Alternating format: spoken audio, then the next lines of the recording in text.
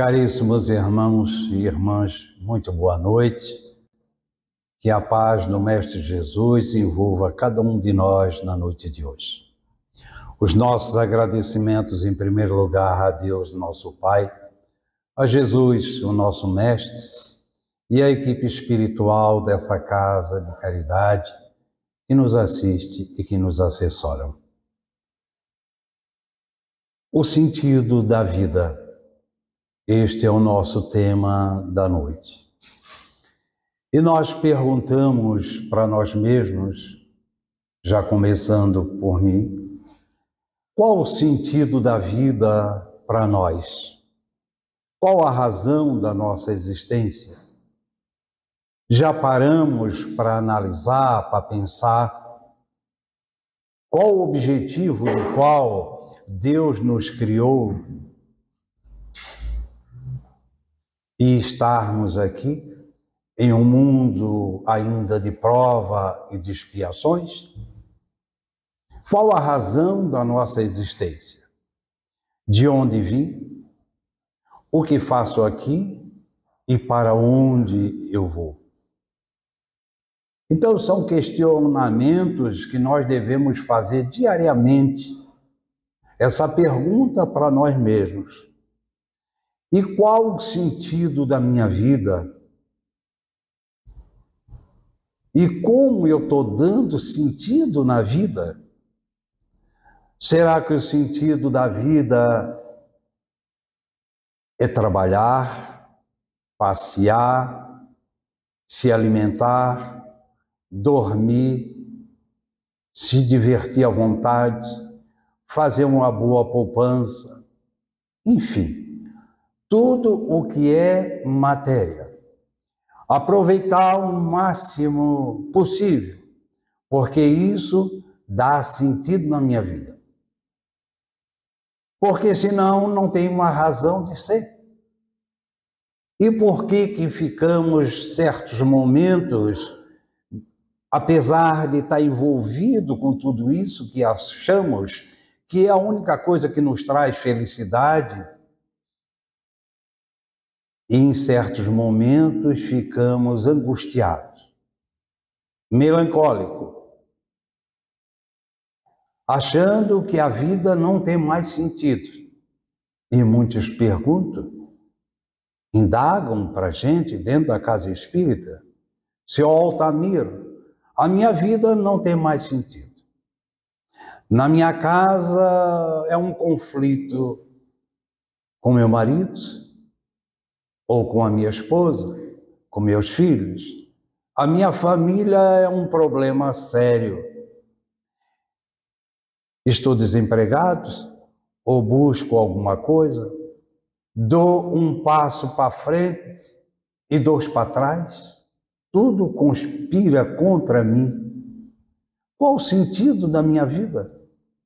E muitos chegam a dizer que vão tirar a sua própria vida, porque não tem mais razão de existência. Então, o melhor é eu acabar com a minha vida. Imagina, meus irmãos, que a falta do conhecimento da razão do qual nós estamos aqui leva a tudo isso. A falta do questionamento, da autoanálise dele mesmo,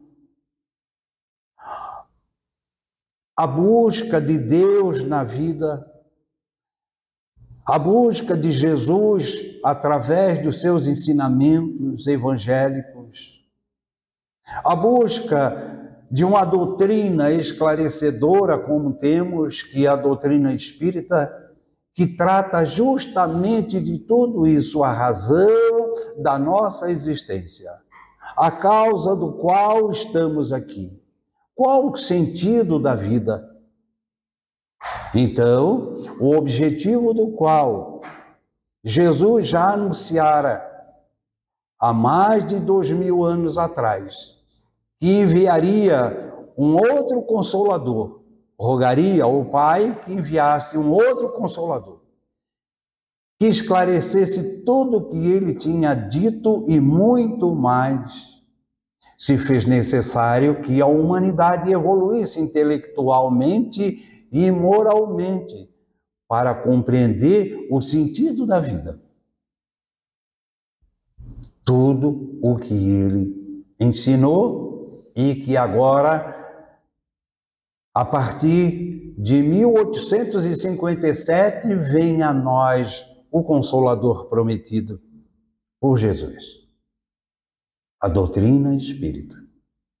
A terceira revelação, para nos trazer justamente o devido esclarecimento sobre a vida.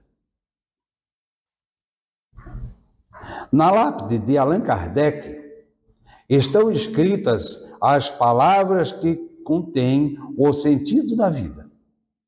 A frase nos faz compreender que a vida é única.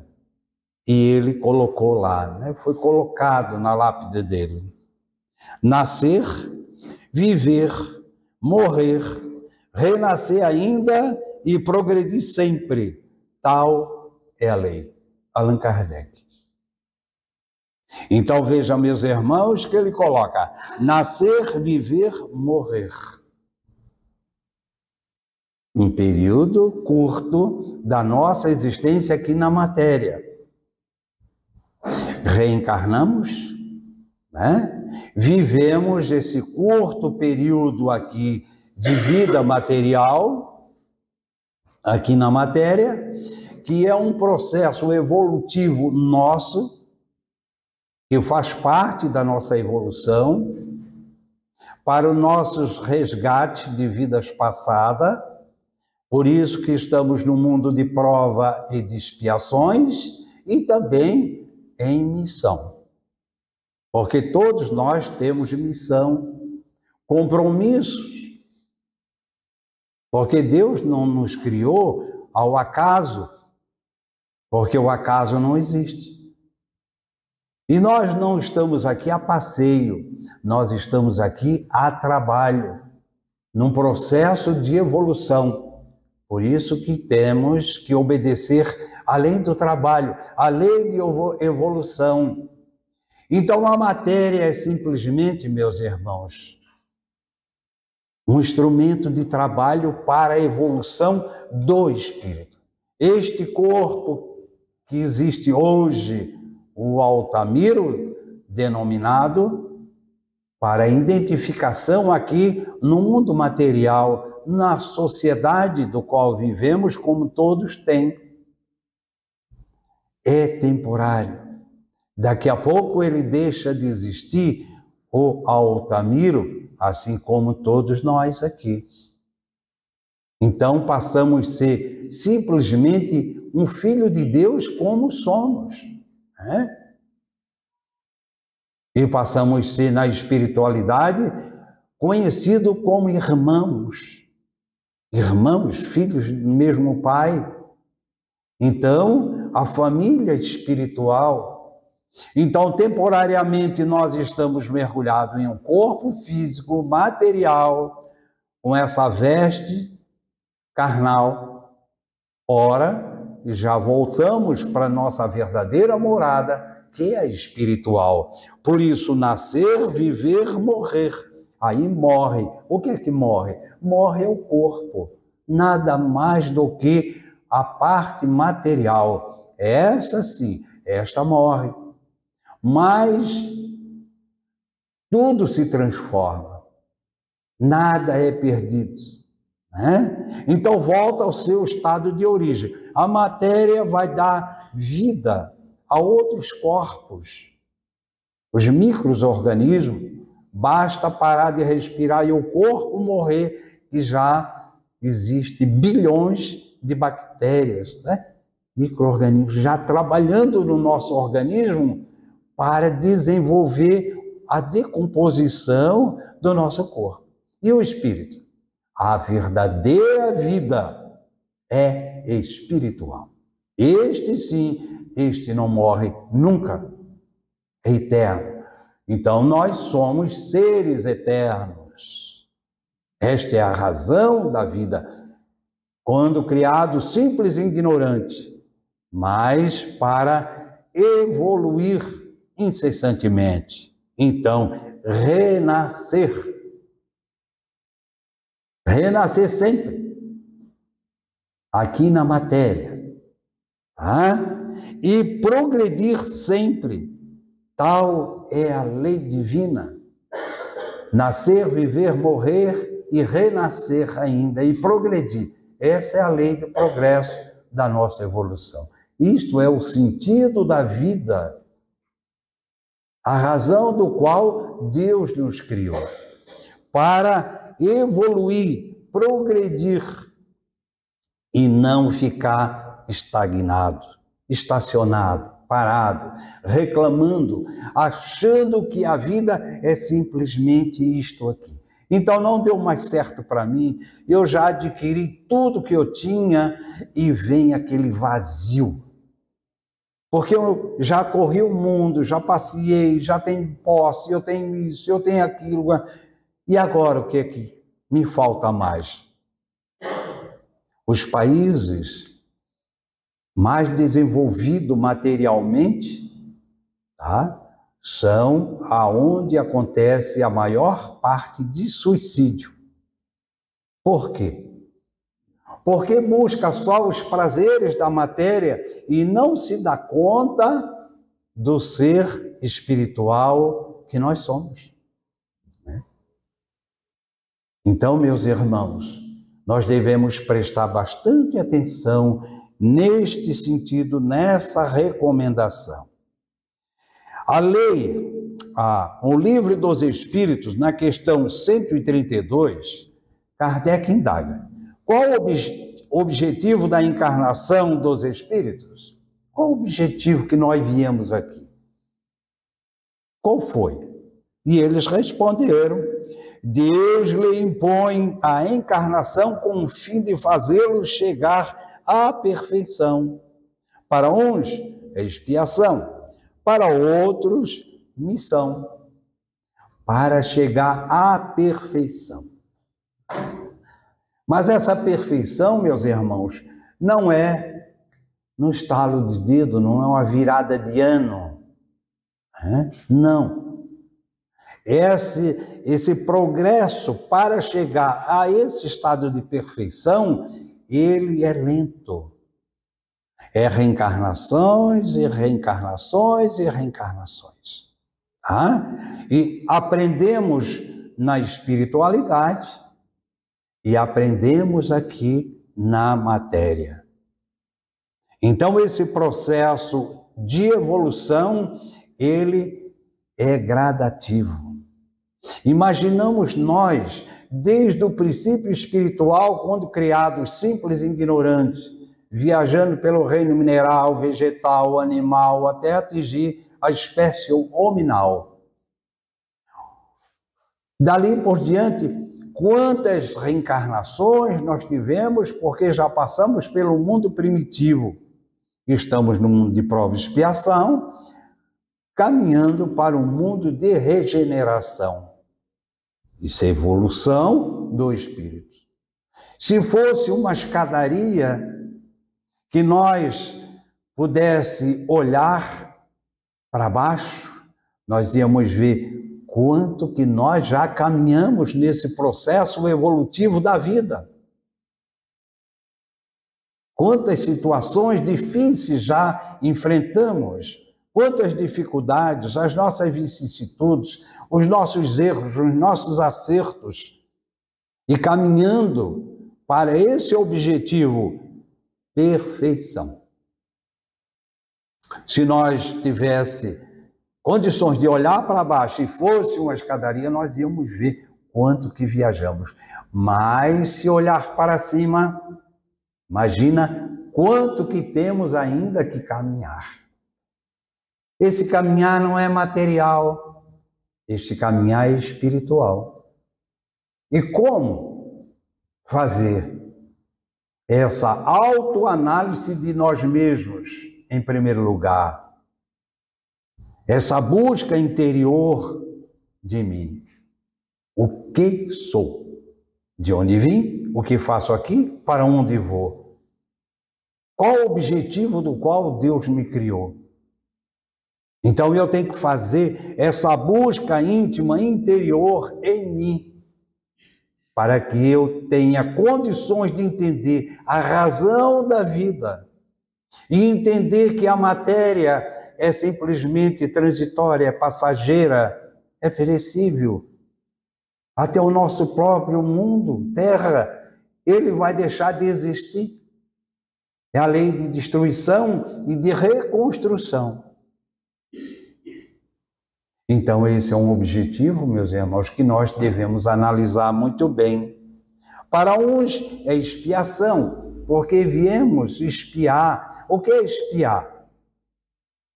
É reparar, ajustar as nossas dívidas, os nossos débitos que cometemos em vidas passadas. É o ajuste através do perdão, da caridade, do amor, ser benevolente com o outro, viver em sociedade.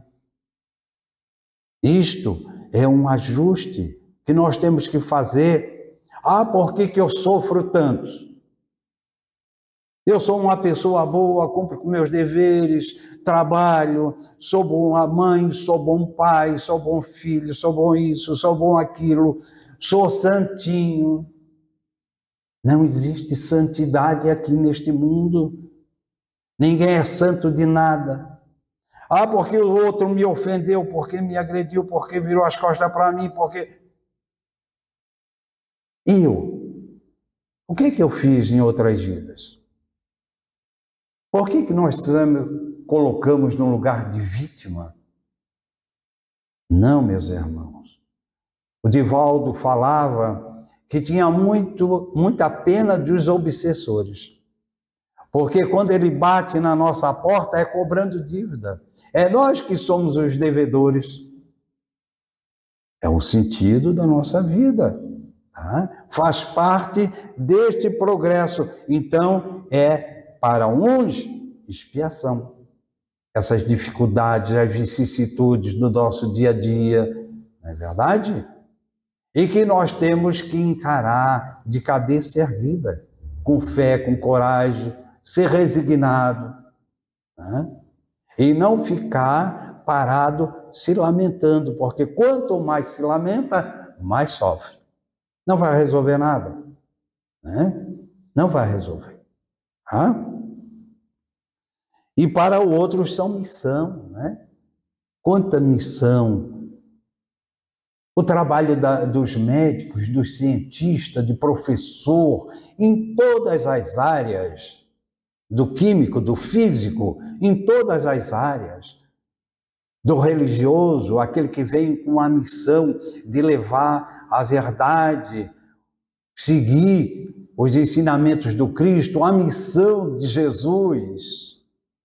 Quantos missionários reencarnaram e reencarnam? Ah, mas missão, Altamiro, é só para espíritos elevados. Quem disse isso? Desde o mais simples, mais humilde ser neste mundo, até os mais elevados cargos, todos estão em missão. E a missão de mãe e a missão de pai, já se deram conta? Isso é o sentido da vida. E na questão 133, ele indaga mais uma vez: tem necessidade de encarnação os espíritos que, desde o princípio, seguiram o caminho do bem? Todos são criados simples e ignorantes e se instruem nas lutas e tribulações da vida corporal. Deus, que é justo, não podia fazer felizes a uns sem fadigas e trabalhos, consequentemente, sem mérito. Imagina, então, se Deus criasse, não, é como se fosse um pai, né? Não, eu tenho 10 filhos, 5 filhos vai ter que trabalhar, vai ter que estudar, vai ter que sacrificar, para que quando eu desencarnar, eu eles vão dar continuidade na minha empresa. E os outros 5 não precisam. Porque esses 5 vão trabalhar e vão ter o suficiente para viver e para se desfrutar do bem bom. Quando eu desencarnar, vocês também vão ter o mesmo direito que os outros. Que pai é este? E será que Deus procede dessa mesma forma? Que há espíritos já felizes, pronto, que não precisa, como muitos dizem, né? Jesus, seu único filho. Quem que diz que Jesus é o único filho de Deus? E nós? Jesus é nosso irmão. Jesus passou por tudo isto que nós estamos passando. Foi criado também simples e ignorante, mas atingiu o grau elevadíssimo da sua cristandade. Ele veio até nós como missionário, dizendo para nós: olha, meus irmãos, preste atenção, porque eu passei por tudo que vocês passaram. E só agora eu tenho condições de me identificar com a divindade, com Deus, nosso Pai. Então façam o que eu estou ensinando para vocês, porque eu sou o caminho, eu sou a verdade e eu sou a vida. E ninguém irá ao Pai a não ser por mim. Por quê?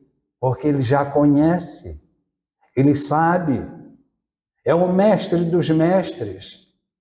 Toda a ciência do mundo, Ele conhece, por isso Ele foi designado pelo Pai para ser o arquiteto e governador do nosso orbe, do nosso planeta Terra. Antes do nosso mundo ser formado, o Cristo já era o Cristo, com toda a sabedoria. Então é este o caminho que nos leva. Então todos nós não tem esta situação como é colocado. Deus, que é justo, não podia fazer felizes a uns sem fadigas e trabalhos, consequentemente sem mérito. Qual seria o mérito daquele que o pai diz 5 trabalha e 5 não? Qual seria o mérito do outro para interferir no conhecimento? Esta empresa e a falência. Qual será o nosso mérito se nós não fazer a nossa parte para chegar na espiritualidade, para chegar diante da divindade e apresentar aquilo que nós fizemos aqui ao nosso irmão, a nós mesmos? Conhece-te a ti mesmo em primeiro lugar, para saber dar valor, o sentido da tua vida, da nossa vida.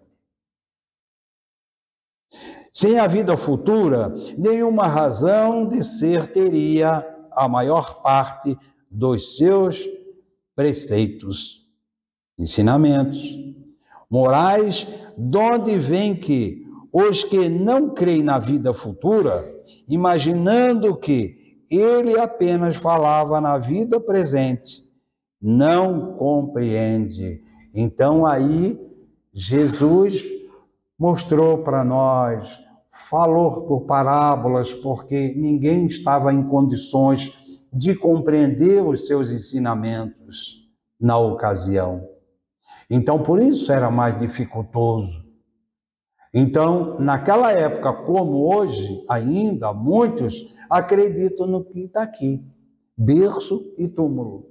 Simplesmente. Berço e túmulo. Nascer, viver, morrer. Fica só aquilo ali. Mas não existe o renascer ainda e progredir sempre. Tal é a lei. Então, ficou parado só berço e túmulo. Aí a vida deixa de existir, deixa de ter sentido. Para mim, qualquer coisa que me atrapalha, me incomoda, a minha tendência é tirar a vida. Mas quem que diz que nós tiramos a vida? Nós matamos A vida física, matéria, isto sim. Mas a vida não. Aonde o indivíduo pratica esse ato, olha para o seu corpo morto e ele quer voltar, mas é impossível. Não pode mais, porque já foi cortado o laço, né? Fluidos vitais deixam de ser. Aquele corpo já está sem vida material, que é o instrumento de trabalho do qual nós usamos. Aí o sofrimento é maior, porque ele se depara na realidade, na verdadeira vida, que é espiritual. E o sofrimento é lastimável em muitas situações, né? Quantos irmãos nós recebemos em reuniões mediúnicas, manifestações, expondo a sua necessidade, as suas dificuldades, sofrendo ainda consequências do seu próprio ato. Mas Deus, como é soberanamente justo e bom, nunca deixa um dos seus filhos desamparado. Dá sempre oportunidades. É recolhido a regiões de tratamento para ele refazer aquela fase do qual ele desconhecia. E outras oportunidades ele recebe, voltando mais uma vez à matéria, através de um outro corpo, para viver justamente aquele período de nascer, viver e depois, em si, morrer. E progredir sempre, porque ali, mesmo apesar daquela situação, do ato, ele está progredindo, porque ele vai se dar conta que aquilo ali é uma coisa que não devemos fazer. Outro dia me perguntaram para mim: Altamiro, você que é espírita, estuda a doutrina espírita, aqueles presos da penitenciária, mais perverso que seja, eles estão evoluindo? Estão. Estão com seus próprios erros, com as próprias dificuldades. Porque quando ele despertar, é um salto muito grande. E aí Jesus, naquela passagem, né, da mulher adúltera, né, aonde aquela multidão viera a um encontro, tanto os jovens como os velhos, queriam apedrejar até a morte, porque tinham pego em adultério. Então, de acordo com a lei mosaica, ela tinha que ser apedrejada até a morte. O que Jesus respondeu? Aqueles que estiverem sem pecado, atire a primeira pedra. E todos jogaram a sua pedrinha no chão e foram embora. E assim somos nós. Porque cada um dos nossos irmãos estão passando por dificuldades, são seres individuais no seu processo de evolução. Jamais nós temos o direito de atirar a pedra em alguém, acusar alguém sobre o que ele está procedendo nesta vida. Jamais. Temos que usar de caridade, de benevolência para o nosso próximo, de amor, de compaixão, não de pena. Compaixão é se colocar no lugar do outro. Fazer ao outro o que gostaria que o outro te fizesse. Essa é a proposta.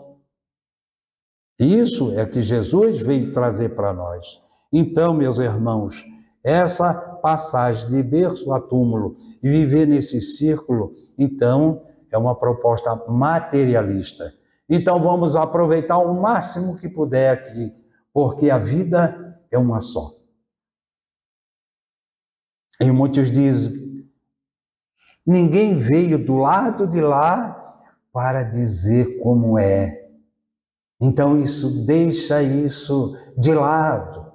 Isso são coisas de espíritas, são coisas, estão malucos. Então vem participar dos estudos dentro de uma casa espírita, principalmente mediúnico, que o indivíduo vai saber muito bem. Vamos fazer uma reunião mediúnica em relação àquela pessoa que pede. É a mesma coisa que mexer lá com um pauzinho no lodo e vem tudo para cima. Aquilo que fomos. Mas não é para ficar focado naquilo que fomos. É para estar naquilo que somos. A vida futura, como está dizendo para nós. A ideia clara e precisa que se faça da vida futura proporciona inabalável fé no porvir, fé que acarreta enormes consequências sobre a moralização dos homens, porque muda completamente o ponto de vista sobre qual encaram eles a vida terrena. E aí temos que andar com mais cuidado. Se nós desejamos essa vida futura, uma vida feliz para nós, é o que nós queremos, ser felizes. Então nós temos que fazer esse investimento hoje, aqui e agora, em nós. De que forma? É uma poupança no banco? É um carro importado para viver mais confortável? A doutrina espírita não proíbe nada disso, meus irmãos. Nós somos livres, tá? Agora, ela nos chama a atenção o apego. Achar que tudo isso é único na nossa vida. Então, por isso que nós temos que investir o quê? Na nossa conduta moral. No sentido de trabalhar intimamente em nós aquilo que na realidade somos. Fazer sempre ao outro o que gostaria que o outro te fizesse. Como acabei de falar anterior, compaixão com os nossos irmãos. Tá? As nossas viciações do mundo, as nossas dificuldades que encontramos, né? Ser perseverante, ter uma fé, como está falando aqui da fé, mas que essa fé seja raciocinada e não uma fé cega. Viver como marionete, como joguete, vai para lá, vem para cá, um diz isso, outro diz aquilo, mas nós não trabalhamos esta fé em nós, esse raciocínio lógico. Então nós temos que buscar essa certeza nas coisas. Crer porque tem certeza. Tem fé porque ele tem certeza. Isso gera uma fé inabalável. É aquela que encara a razão face a face, em todas as épocas da humanidade, ou seja, em todas as dificuldades da nossa vida. Nós vamos ter essa certeza que, acima de tudo, está a providência divina. E tudo que acontece não é obra do acaso. E quando nós transgredimos uma lei divina, é nós mesmos que somos punidos pelos nossos próprios atos. Aí vem essa consciência do ser que somos, a razão da nossa existência e por que estamos aqui. Eu vou deixar agora, como final, uma mensagem, tá? 5, do próprio Kardec para nós. 5 frases.